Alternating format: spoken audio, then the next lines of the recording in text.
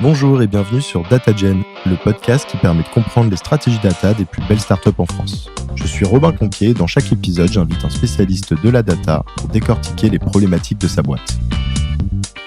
Il faut du coup apporter les bonnes pratiques du monde du développement au monde de la data pour assurer la cohérence des modèles de données, avoir une documentation systématique pour s'assurer de la qualité du code tout du long du cycle de développement du produit et permettre que tout le monde collabore de la meilleure des manières sur les modèles de données. Je pense que le premier truc à faire, c'est identifier ses champions. C'est-à-dire qu'il va falloir qu'on identifie les parties prenantes qui sont plus à même à consommer la donnée de manière autonome. C'est vraiment de passer d'une vision individualiste où chacun code les choses pour soi, ses métriques pour répondre à son besoin de dashboarding, d'analyse, ce genre de choses, à une approche collaborative où on va tous chercher à créer une source de vérité commune. Ce podcast est rendu possible par Artefact, le cabinet de conseil spécialisé sur la data. Ils recrutent des passionnés de la data avec des profils business ou techniques pour soutenir leur hypercroissance et leur expansion à l'international. Donc si tu cherches ta nouvelle aventure, n'hésite pas à postuler chez eux. Artefact n'est pas un cabinet de conseil traditionnel, ils ont une vraie culture tournée sur l'apprentissage. D'ailleurs, ils ont créé leur propre école, la School of Data. Je suis bien placé pour en parler car j'y ai passé 5 ans et j'y ai appris énormément de choses. Tu trouveras le lien vers leur poste ouvert en description de l'épisode.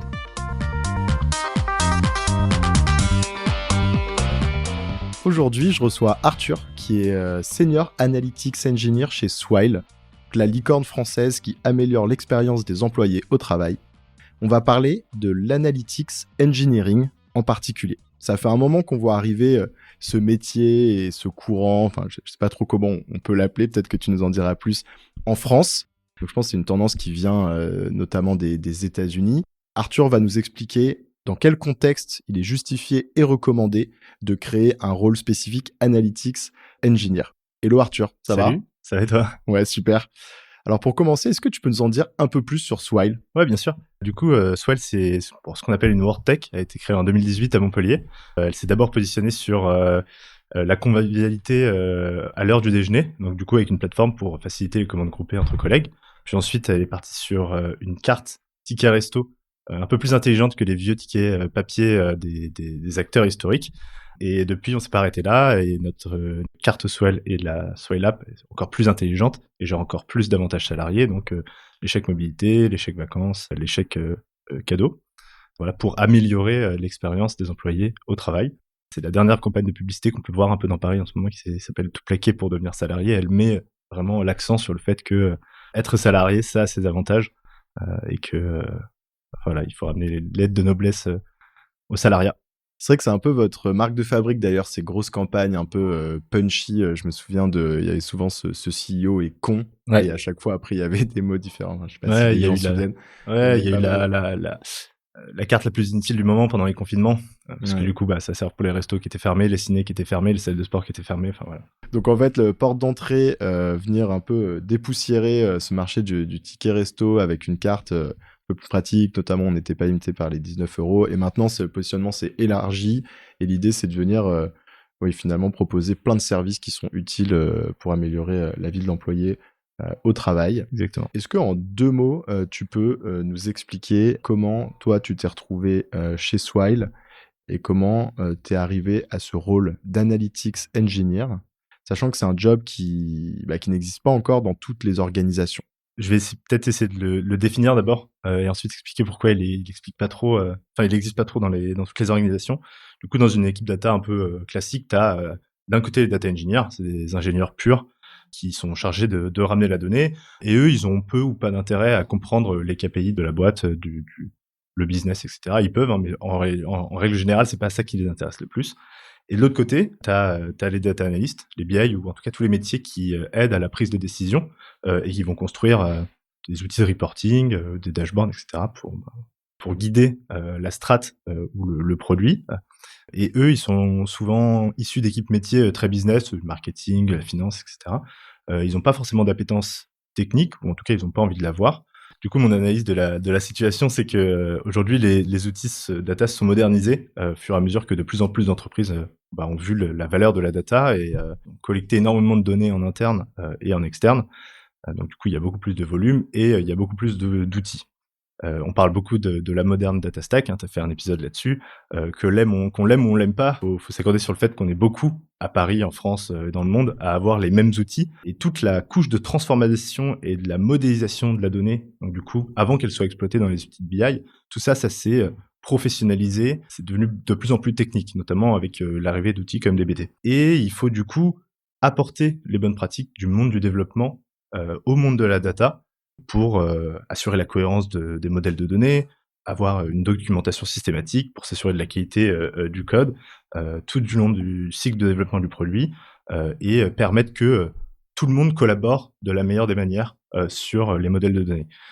Et du coup, ça, c'est un peu là où il y a la frontière entre le data engineer et le data analyst. Le data engineer, très technique. Le data analyst, il a la connaissance du business.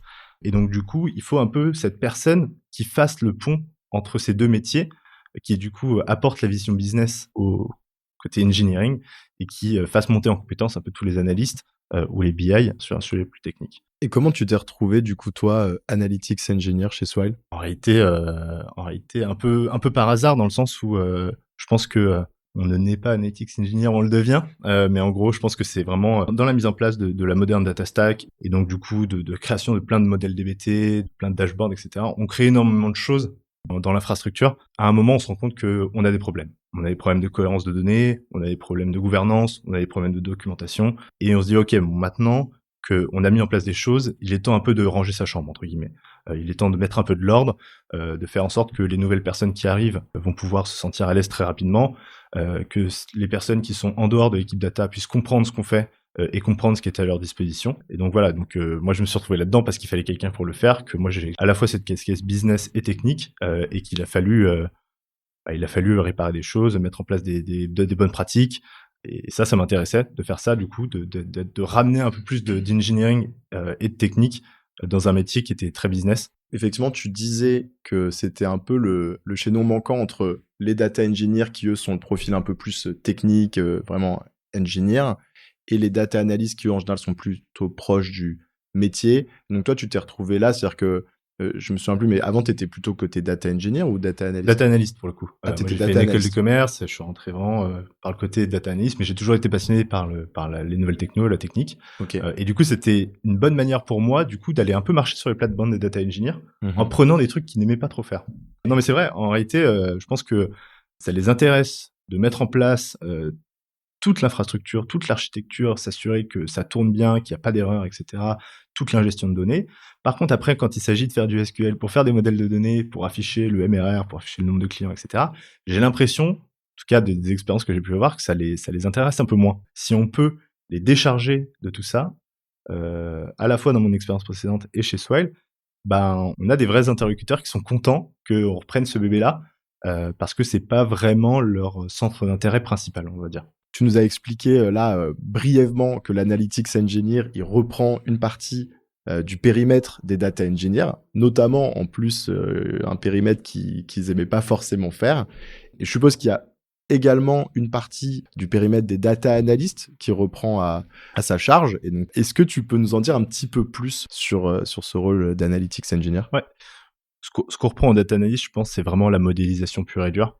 Non pas qu'ils ne font plus de SQL et qu'ils font plus de modèles, mais disons qu'on va être là pour définir comment on écrit un beau modèle, ce qui est nécessaire, ce qui est intéressant d'avoir pour des raisons de gouvernance, pour des raisons de performance. Du coup, on va définir une architecture, définir des guidelines, définir des principes qu'on va leur demander d'appliquer et qu'on va les aider à appliquer pour que ça soit scalable, pour qu'il n'y ait pas de problème de gouvernance, pour qu'il n'y ait pas de problème de quality. Donc du coup, c'est vraiment définir l'architecture des modèles, comment c'est organisé dans la warehouse de données, définir quels sont les tests qu'on va venir appliquer pour s'assurer, encore une fois, de la qualité de ce qu'on propose, de l'observabilité de nos métriques, etc.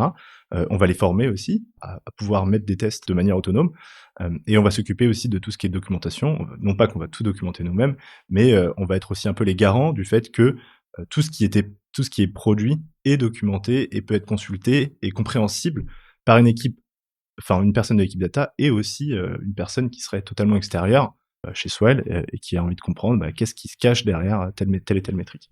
Ok, alors j'essaie de reformuler pour Ouais. voir si j'ai bien compris. Ouais. Donc ce que je comprends, en fait, c'est que d'un côté, l'analytics engineer, il va reprendre au data analyst l'organisation des modèles. Alors ce que tu appelles le modèle ici, faut l'imaginer, ce sont les datasets qui sont dans l'entrepôt de données et donc la manière dont les datasets sont organisés entre eux pour être finalement requêtés, soit dans des tableaux de bord, soit dans des requêtes SQL ponctuelles. Historiquement, c'est vrai que les data analysts, ils étaient du coup plus autonomes pour faire ça, mais comme ils avaient peut-être moins de temps à passer sur l'organisation de ces modèles, bah, ils se retrouvaient souvent à penser un modèle pour un projet bien spécifique, alors que là, c'est l'analytics engineer maintenant qui s'assure que voilà, tous ces Il y a une modèles, cohérence, ouais. de manière transverse pour toute l'entreprise, sont bien cohérents. Et la deuxième partie dont tu parles, plutôt sur le côté donc test, observabilité, et donc ces sujets qui pour moi sont un peu plus techniques, ça, ce sont des choses qui historiquement étaient faites plutôt par l'équipe data engineer. Ouais. Pour le schématiser, de toute façon, on va rentrer plus dans le détail après, mais est-ce que c'est à peu près ça? C'est tout à fait ça. Alors du coup, toute la partie test documentation, en réalité, généralement, c'est un peu le dernier maillon de la faible, donc elle est pas forcément faite. Donc effectivement, on est aussi chargé de s'assurer que c'est vraiment fait, vraiment mis en place. Et sur la première partie, ce que tu as dit, ce qui est intéressant, c'est effectivement, il faut créer la source de vérité, la source de vérité unique. Dans le modèle précédent, entre guillemets, chaque analyste avait un peu son modèle à lui pour calculer le nombre de clients, pour calculer le revenu, pour calculer le nombre d'utilisateurs actifs, etc. On se partage des requêtes SQL sur Slack, on s'envoie des petits bouts de code à droite à gauche, mais on n'a pas vraiment de source de vérité pour notre nombre de clients, pour le revenu, pour le MRR, ce genre de choses. Et donc, effectivement, l'idée, c'est de créer des sources de vérité utilisables par tout le monde, qui apportent une confiance accrue dans la data. Tu peux nous expliquer quel était le contexte avant la mise en place de cette organisation chez Swile? Donc peut-être que ça rejoint ce que tu viens de nous dire, mais peut-être de manière un petit peu plus spécifique. Ouais, carrément. Effectivement, je pense qu'on va retrouver des problématiques similaires un peu dans toutes les entreprises, alors qu'elles ont une ou tout ou partie. Mais pour moi, il y a peu ou pas de stratégie de modélisation. Donc, c'est exactement ce que je viens d'expliquer. C'est le fait que chaque analyste ou chaque BI a un peu sa requête, ses bouts de requête qui sont stockés sur son ordinateur ou à droite à gauche et qui va réutiliser dès qu'il va vouloir calculer certaines choses. Donc, le nombre de clients mensuels, il va reprendre son bout de requête qui calcule le nombre de clients, un autre bout de requête qui calcule le nombre de mois, qui va faire ses petites jointures, etc. Donc, du coup, si on change la définition du nombre de clients, bah, du coup, il va falloir aller changer les requêtes de tout le monde, un peu à droite à gauche. Et évidemment, on peut en laisser sous le tapis. Donc ça, c'est vraiment peu ou pas de stratégie de modélisation. Pour moi, c'est le premier truc. Des métriques clés qui sont pas forcément cohérentes au sein des équipes. Là aussi, c'est un truc qu'on voit souvent. Mais c'est que la définition d'un client au marketing, bah, c'est peut-être pas la même définition d'un client qu'à la finance. Chacun trouve un peu midi à sa porte. La définition est pas cohérente et du coup, ça entraîne des écarts. Et à la fin, quand on veut communiquer en interne ou en externe un nombre de clients, bah, généralement, on n'est pas d'accord. La troisième raison, je pense que c'est un pipeline de transformation des données qui est pas clair, qui est pas propre, ou qui est inexistant. C'est-à-dire qu'on sait pas quand est-ce que cette table a été mise à jour, depuis quand cette data a été calculée. On saurait pas dire exactement comment est calculée la donnée, à quel moment, et est-ce qu'elle est à jour, et à partir de quelle source. Et le dernier, qui est du coup un peu nouveau, mais c'est aussi un manque de cohérence et de synergie dans la manière dont on code, ce qui est produit par les data analystes et BI analystes. Et du coup, ça fait que chacun a un peu sa manière de coder, parce que chacun a un peu sa manière de faire la cuisine, bah, c'est pareil pour le code.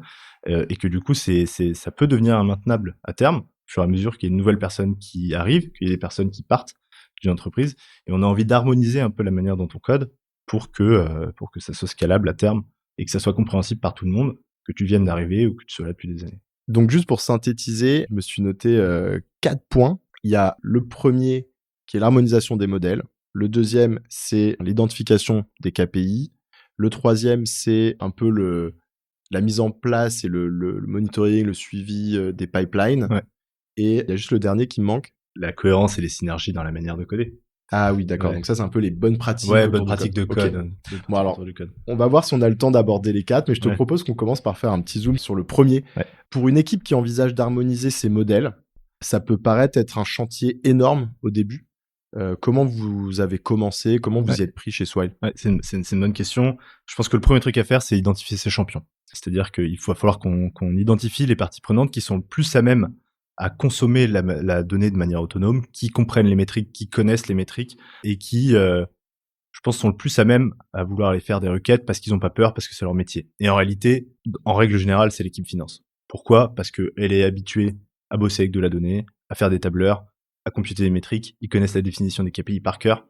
Donc en réalité, je pense que la première personne qu'il faut mettre, enfin la première équipe qu'il faut mettre dans sa poche, c'est plutôt l'équipe finance.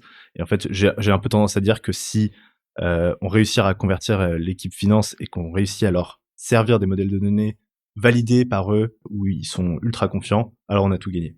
Donc du coup, ouais, c'est d'identifier ces champions, les parties prenantes, et pour travailler avec eux sur la manière la plus simple, la plus efficace, la plus cohérente, et sur la manière d'exposer de la donnée et des métriques. Tu vas te concentrer sur leur modèle qui les concerne eux en particulier, ou tu vas quand même avoir une approche directement holistique de vouloir identifier, je sais pas, peut-être comment devraient être organisés tous les datasets de l'entreprise. Alors, je sais pas si Ouais. c'est comme ça que vous procédez, Ouais. et c'est juste que le fait de le valider avec la finance qui, elle, a une vision un peu sur l'intégralité finalement des KPI de l'entreprise, même si avec un prisme financier, mais qui suit quand même énormément de KPI, le fait de les valider avec eux fait qu'ensuite ce sera beaucoup plus facile d'aller convaincre les autres départements en leur disant regardez, c'est stampé par la finance, on pilote déjà ces métriques comme ça avec la finance, etc. Je pense qu'il faut d'abord identifier les objets clés d'une entreprise. C'est-à-dire que chez Swell, nos objets clés, c'est nos transactions, parce qu'on a des milliers d'utilisateurs qui payent leur resto tous les midis avec Swell. Donc on a nos transactions, on a nos users, on a nos comptes, on a nos compagnies. Donc ça, c'est vraiment des objets. Et sur ces objets-là, on va identifier ceux qui sont prioritaires, où on veut qu'il y ait 100% de qualité, aucun écart, etc. Et généralement, ça tourne autour du revenu, ça tourne autour des utilisateurs pour les SaaS. Et donc, du coup, on fait ça avec l'équipe finance. L'équipe finance va pas connaître tous les KPI. Mais en tout cas, ils vont connaître les KPI les plus importants sur lesquels il est nécessaire de travailler en premier. Et généralement, les KPI importants se basent sur les objets clés. Donc, nous, c'est les transactions pour regarder un peu ce qui est dépensé, nos utilisateurs pour savoir combien on onboard d'utilisateurs à chaque fois, nos compagnies, etc. Donc c'est vraiment identifier les objets clés. Et ensuite, du coup, ça va être de mettre toutes les parties prenantes d'une entreprise autour d'une table, autour de ces objets clés, pour s'assurer que la définition des métriques, elle est la même partout. Ce qu'on disait tout à l'heure, le marketing n'a pas la même définition d'un client que l'équipe finance, par exemple. Donc ça, c'est le deuxième point auquel tu faisais référence. Donc le fait effectivement de venir identifier les KPI et s'assurer qu'ils soient compris, partagés par l'intégralité de l'entreprise. Ouais. En fait, ça fait le lien, c'est vraiment la deuxième étape, Ouais. juste après avoir, finalement, comme tu le dis, donc c'est hyper intéressant, identifié la liste des objets et mis un peu un niveau de priorisation sur les 2 ou 3 objets clés. Et donc ça, effectivement, on le fait avec la finance. Et sur ces objets priorisés, là, ce que ça veut dire, c'est qu'il nous faut un niveau de qualité irréprochable, un minimum d'écart, etc. Si on revient sur cette deuxième étape des KPI, ouais, tu disais là, l'approche, c'est une fois qu'on a fini, entre guillemets, avec la finance, là, on va élargir un peu le cercle. Donc, c'est là qu'on va commencer à aller voir peut-être le marketing, les autres équipes, et on va aligner tout le monde sur une liste de KPI. En fait, le challenge, c'est que si un jour je te dis, voilà, ça c'est la nouvelle métrique pour calculer le nombre de clients, si le marketing le découvre à ce moment-là, ils vont dire ouais, vous êtes gentil, mais nous ça ne va pas, c'est pas comme ça qu'on le fait. On est en train de perdre des clients avec votre manière de calculer. Donc tu peux pas arriver en leur disant c'est comme ça. Il faut que tout le monde soit d'accord et que tout le monde, lâche un peu du lest sur pour pouvoir se dire ok, maintenant c'est notre définition. Et donc du coup c'est même pas d'aller les voir un par un en fonction, c'est vraiment de les mettre autour de la table pour confronter leurs idées, leurs opinions sur ce que c'est que la métrique. Comme ça, on est sûr que tout le monde est d'accord, tout le monde la comprend bien, tout le monde la valide bien, ce qui fait que l'adoption du coup derrière sera entre guillemets immédiate et facile parce que tout le monde s'est mis d'accord et personne ne pourra dire pardon, je savais pas, moi je suis pas d'accord avec cette définition là. Pour que la métrique soit de qualité, déjà il faut que tout le monde soit d'accord là-dessus. Donc là, c'est un certain nombre de meetings, autant qu'il en faut, pour qu'au bout d'un moment, on ait en fait, je suppose, une documentation qui soit finalisée, validée par, on va dire, les décisionnaires principaux ou les team leads, ou en tout cas toutes les parties prenantes, comme tu le dis, et en ayant en fait fait le bon niveau de compromis pour s'assurer que demain, finalement, il n'y ait pas trop de résistance et qu'ils acceptent vraiment de changer de KPI, d'arrêter de piloter leurs opérations avec les KPI qu'ils utilisaient précédemment, etc. Ça te permet aussi de soulever certaines pierres, certains tapis pour voir la poussière qui est un peu en dessous, pour essayer de capter des effets de bord qu'on n'avait pas vu. Par exemple, qu'est-ce qui se passe si un client n'est plus client et qu'il redevient client? Est-ce qu'on le compte comme un nouveau client? Tout ce genre de choses qu'on ne voit que quand on se met autour de la table, qu'on commence à modéliser un petit peu pour voir un peu les cas particuliers, ce genre de. Il y a un sujet sur lequel je voulais absolument qu'on discute un peu, c'est l'outil, donc DBT, qui revient tout le temps et qui semble clé pour justement harmoniser ces modèles. Tu vas me dire si je me trompe, hein, mais j'ai l'impression que c'est l'outil de l'analytics engineer, en tout cas l'outil principal. Hein, je suppose que tu touches aussi à des outils. Est-ce que tu peux nous expliquer ce que fait cet outil et comment il est utilisé chez Swile? Voilà, peut-être en essayant de le vulgariser un maximum au cas où des membres dans l'audience ne connaissent pas trop cet outil. Ouais. Du coup, c'est effectivement, comme tu dis, l'outil incontournable de l'analytics engineer. Il amène le T de l'ETL, donc extract la donnée, transforme la donnée et load la donnée. Et c'est un outil qui permet aux équipes de déployer rapidement et en collaboration entre eux des modèles de données qui respectent les meilleures pratiques dans l'ingénierie logicielle, avec du code très modulaire, très portable, de l'intégration continue, du déploiement continu, de la documentation. Et en réalité, ça casse pas trois pattes à un canard comme outil. C'est grosso modo un ensemble de fichiers SQL. Donc, au lieu que chaque analyste ait ses fichiers SQL sur son ordi à droite à gauche, eh ben, tout le monde va venir mettre ses fichiers SQL qui définissent des modèles et qui définissent des tables dans un dossier, un ensemble de dossiers, de sous-dossiers, et ils sont versionnés avec Git. Donc, on peut retracer l'historique de chaque fichier SQL en fonction de comment il est modifié, etc. Ça, c'est pour la partie fichier. Et ensuite, ces fichiers, donc, ils sont lus et ils sont organisés les uns par rapport aux autres grâce à l'outil en ligne de commande, qui est du coup codé en Python, qu'on exécute et qui ne fait juste que comprendre ce qu'il y a à l'intérieur des modèles, savoir quel modèle il faut tourner avant quel autre pour s'assurer que un modèle B qui a besoin de la donnée du modèle A, le modèle A, il a bien tourné avant. Et ensuite, il envoie juste des requêtes à notre base de données. Et c'est la base de données qui va s'occuper de construire des vues et des tables. Donc c'est vraiment très simple. Ça te permet juste d'organiser les modèles en tant que fichier SQL dans un ensemble de sous-dossiers. Et du coup, c'est un programme un peu intelligent qui regarde les dépendances entre les modèles et qui, du coup, ordonne à la base de données d'exécuter des fonctions. Mais en réalité, c'est vraiment pas. Rocket science. Ouais, c'est juste Mais que du c'est coup, bien fait, quoi. Du coup, cet outil, il vient résoudre le problème initial grâce au fait de venir centraliser en fait toutes les requêtes au même endroit. Et c'est comme ça, d'une certaine manière, qu'on s'assure en fait que chaque data analyst ne peut pas trop en faire qu'à sa tête. Et c'est pas du tout pour leur jeter la Ouais, pierre, hein, mais c'est ouais. juste qu'effectivement, c'est normal finalement qu'on aille toujours vers la requête qu'on a envie de faire parce que on est aussi dans le feu de l'action, on doit délivrer quelque chose, etc. Là, en fait, comme ces requêtes vont être documentées, finalement visibles, et ben, on est obligé de suivre les guidelines de gouvernance qui ont été mises en place et validées ensemble. En fait, C'est ça. Ouais. ça vient résoudre un peu tous les problèmes. Ça apporte une solution au problème. Après, ça les résout pas forcément. C'est aussi à nous de mettre en place les bons process. Mais par exemple, du coup, ce qu'on fait chez Swile, c'est que avant que chaque modèle ou modification ou addition ou suppression de code aille en production, il y a une relecture des pairs qui est faite. C'est-à-dire que moi, si je modifie quelque chose, je vais pas pouvoir le déployer tant que j'ai au minimum une, voire deux personnes qui ont relu mon code, qui se sont assurés que c'est cohérent avec les règles qu'on a établies, que je crée pas quelque chose qui existe déjà. Et c'est aussi cette collaboration-là qui fait que, à terme, on a un modèle de données global qui est plus cohérent, harmonisé, aussi parce qu'on a la relecture. Et ça, c'est amené parce que c'est organisé donc comme un projet Git, et que du coup, ça amène les pratiques du développement logiciel. Et en réalité, dans n'importe quel logiciel, que ce soit mobile, web ou n'importe, il y a de la relecture de code qui est faite par les pairs, il y a de la validation, des tests, etc. Et ça amène tout cet univers-là, l'univers de la data, alors qu'avant, en réalité, on faisait nos queries SQL de notre côté et personne ne les relisait jamais. Donc voilà. Ça apporte aussi cette collaboration-là. Je trouvais ça intéressant peut-être que tu nous expliques comment se passe le process de manière un peu globale, de A à Z. Si par exemple, tu as une demande de l'équipe produit pour une donnée dans un tableau de bord qui n'était pas encore intégré dans les modèles initialement et qui devrait l'être, comment ça se passe? Je pense que le premier truc à faire, du coup, c'est un peu de challenger le besoin déjà, de comprendre le besoin, de savoir quelles questions la personne se pose pour qu'elle nous demande de ramener quelque chose dans l'infrastructure analytique. C'est-à-dire qu'en réalité, les gens, généralement, ils arrivent avec des solutions, pas vraiment des problématiques. Donc déjà, on essaie de challenger parce que étant donné que les outils se sont professionnalisés, du coup, le process pour pouvoir rajouter une donnée dans l'infrastructure est quand même un peu plus long. Je t'ai parlé de développement continu, de relecture de code. C'est-à-dire que moi, si j'ai rajouté un champ, en réalité, il peut se passer 3, 4, 5, 6 heures avant que ça n'arrive en production. Et donc, du coup, c'est beaucoup plus lourd. Et vu que c'est beaucoup plus lourd, il faut quand même qu'on fasse attention. Est-ce que c'est réellement nécessaire?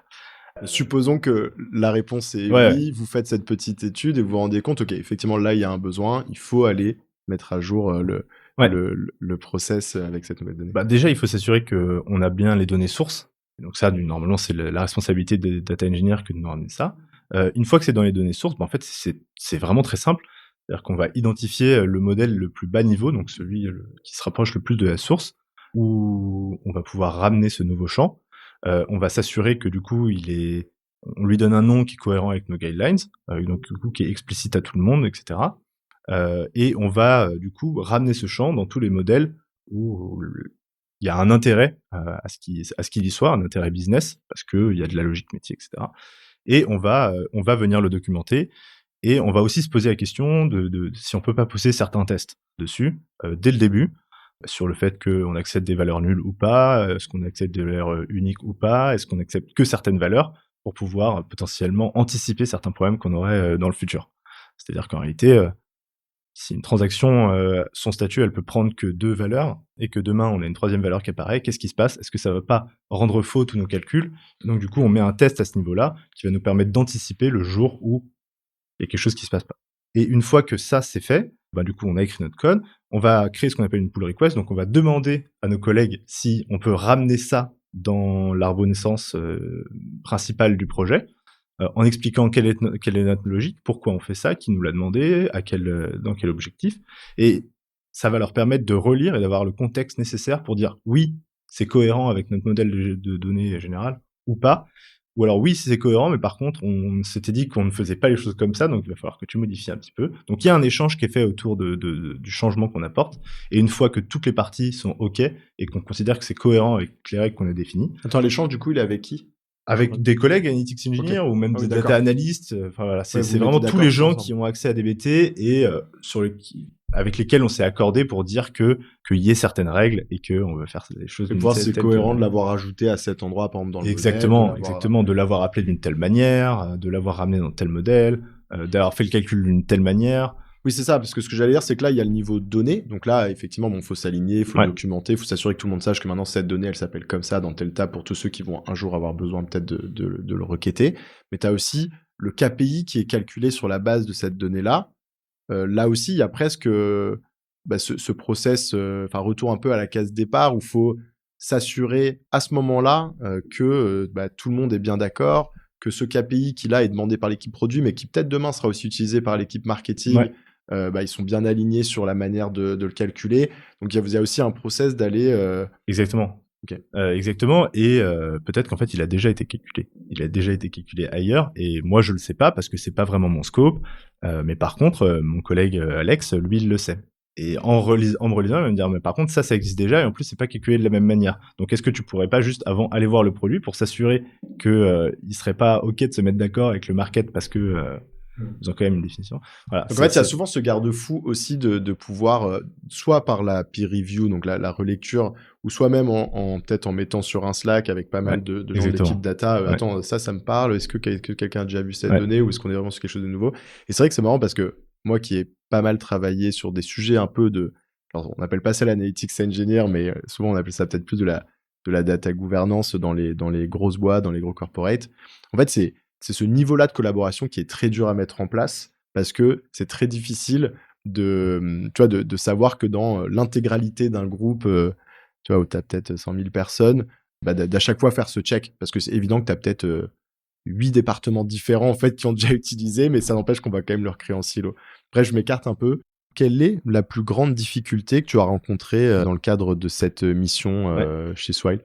Je pense que c'est vraiment de passer d'une vision individualiste où chacun code les choses pour soi, ses métriques pour répondre à son besoin de dashboarding, d'analyse, ce genre de choses, à une approche collaborative où on va tous chercher à créer une source de vérité commune qui soit exploitable par tous. En vrai, c'est vraiment genre jouer pour une équipe plutôt que jouer individuel. Et du coup, que tout le monde ait ce réflexe-là de dire, OK, je vais peut-être investir 10-20% de temps supplémentaire pour faire en sorte que ce que je fais, il soit utilisable par n'importe qui et que ça soit mon héritage si je pars et que ça ne disparaisse pas au moment où je rentre dans mon ordinateur. C'est vraiment juste jouer équipe, quoi. Et donc là, c'est s'être mis d'accord sur un process commun, sur une méthode commune. Enfin, c'est ce que tu disais, que tout le monde partage vraiment le process global et aussi de prendre le temps à chaque fois, plutôt que de faire le truc en mode rapide dans son coin pour répondre à la deadline, de reprendre le temps d'aller parler à ses 4, 5, 6 collègues pour s'assurer en fait que l'approche que tu vas mettre en place est la bonne et accepter de dévier. C'est ça que tu veux dire aussi, de dévier parfois et de faire quelque chose de plus long. Ouais, c'est ça, c'est C'est d'investir marrant un parce peu que plus finalement, de c'est temps. assez intangible comme solution, mais je vois ce dont tu parles, hein, mais c'est difficile de mettre vraiment le doigt dessus. C'est un mix entre la bonne méthode, le bon process, Ouais. des bonnes pratiques type peer review, Ouais. et puis peut-être aussi presque un mindset, en fait, une culture, quoi, que tout C'est le monde ça. soit dans cette C'est ça, dynamique. c'est d'être plus pro dans ce qu'on fait. Effectivement, ça pourrait aller très, très vite et on peut être excellent tout seul, mais en réalité, on est toujours meilleur quand on est beaucoup mais ça nécessite d'adapter un peu ces changements, d'écrire un peu différemment le code, si c'était pas nos habitudes, ce genre de choses, ouais. C'est vraiment arrêter de penser individuel et penser équipe. Écoute, Arthur, on arrive sur les dernières questions. En plus, voilà, pour information, Arthur vient de me dire qu'il avait un hard stop dans 3 minutes, donc on va le faire en mode chrono. Est-ce que tu as une recommandation de contenu à partager à nos auditeurs ? Ouais, très bonne newsletter data centric que j'ai couvert il y a pas longtemps, qui est faite par Christophe Blefary, qui s'appelle blef.fr. Franchement, tous les dimanches, c'est un très bon concentré de ce qui se passe dans l'actualité data. À chaque fois, des bons avis, bonne analyse. Enfin, franchement, chapeau à lui. Et évidemment, pour moi, le feed Hacker News de Y Combinator. Il n'y a pas que de la data, loin de là, mais il y a des articles intéressants sur la data qui pop tous les jours. Donc, c'est une 50aine d'articles par jour quand même. Donc, il faut vraiment faire le tri. Mais voilà, il y a vraiment tout ce qu'il faut pour l'univers de la tech. Et il y a des trucs très, très intéressants en data. Qu'est-ce que tu aimes dans la data ? Ce que j'aime dans mon métier surtout, c'est vraiment la frontière entre le business et le technique. En réalité, on aurait pu penser il y a quelques années que data, ça allait être Excel toute la vie. Et Excel, bon, au bout d'un moment, ça va. Là, c'est vraiment très intéressant. C'est un univers qui évolue techniquement tous les jours, toutes les semaines, avec des nouvelles technos, des nouvelles approches, des nouvelles manières de faire. L'analytics engineering, on est l'exemple, ça n'existait pas vraiment en tant que tel il y a quelques années. Et en même temps, on aide les gens à opérer mieux le business, opérer mieux les opérations, à prendre de meilleures décisions. Donc on est vraiment, on a un vrai poste clé, même si on est dans l'ombre et qu'en réalité on ouvre le capot pour serrer des boulons et desserrer des vis. Mais en réalité, normalement on a un vrai impact. Qu'est-ce qui t'a le plus fait progresser ? Je pense que c'est de savoir s'entourer de gens brillants et bienveillants. Moi, c'est vraiment comme ça que j'avance, c'est de s'entourer des bonnes personnes qui vont, sans le vouloir ou en le voulant, nous tirer vers le haut, à la fois techniquement et pas que techniquement, quoi, humainement. Et enfin, quel est le meilleur conseil qu'on t'ait donné ? Là, je pense que c'est important pour un analytics engineer, mais du coup, c'est de se mettre à la place de ses clients. Et là, nos clients, c'est à la fois des data guides et des guy et girl et des non data guy et girl, dans le sens où, pour nous, la définition d'une métrique ou d'une certaine donnée ou d'un certain modèle, elle peut paraître évidente. On fait ça toute la journée de 9h à 20h. Mais en réalité, pour quelqu'un de la finance ou quelqu'un du produit ou du marketing qui arrive dans Metabase ou Looker et qui veut juste avoir le nombre de clients, en fait, il sait pas par où commencer. Et donc, du coup, il faut vraiment penser à l'utilisateur final, un peu comme un product manager, product owner, pour se dire, OK, voilà, moi, je ne travaille pas toute la journée en data. J'ai besoin d'avoir la réponse à mes questions. Où est-ce que je vais chercher? Et donc, du coup, s'assurer que la documentation, elle est claire, que le nom des champs, elle est super claire et qu'elle se rapproche le plus possible du business, quoi.